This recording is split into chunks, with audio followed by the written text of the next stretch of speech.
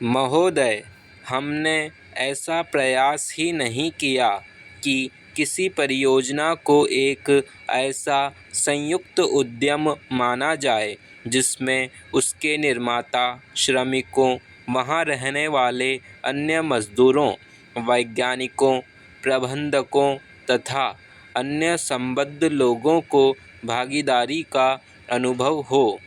हमने समस्याओं को पुराने कोण से ही देखा है और लोगों को अलग अलग खानों में बांट दिया है। इसलिए ये झूठे विभाजन समाप्त होने चाहिए।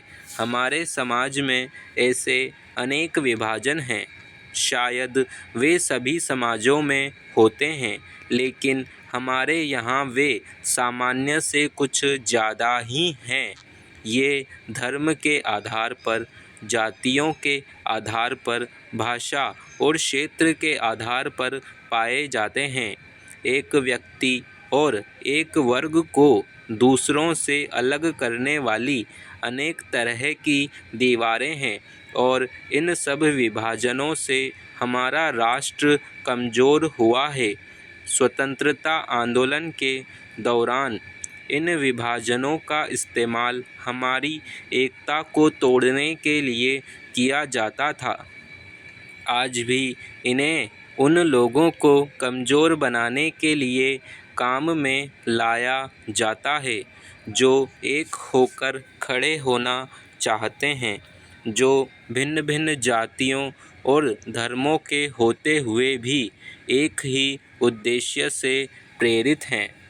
हमें यह सावधानी रखनी होगी कि ऐसे लोगों के समूह को कोई भी कमज़ोर न कर सके।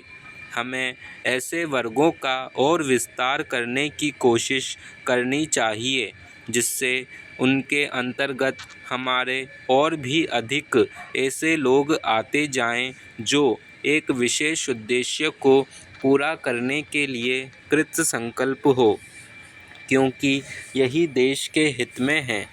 इसी से देश मजबूत बनेगा। देशवासी मजबूत बनेंगे जिनके अंतर्गत कोई एक वर्ग ही नहीं है बल्कि सभी वर्गों के लोग हैं। Stop para. इसलिए संपूर्ण शिक्षा का अभिप्राय है कि हम केवल अपने अधिकारों के लिए संघर्ष न करें, बल्कि यह भी देखें कि हमारे प्रयासों का अल्पसंख्यक समूहों पर क्या असर पड़ेगा।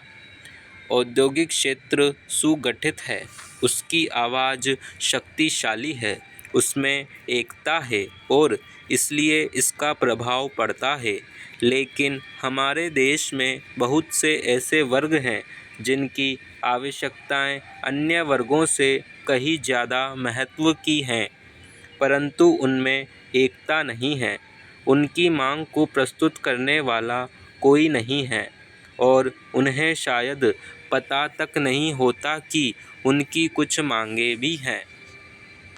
लेकिन केवल इसी कारण से उनकी उपेक्षा नहीं की जा सकती। हम यह नहीं कह सकते कि उनकी कोई मांगें नहीं हैं। स्टॉप।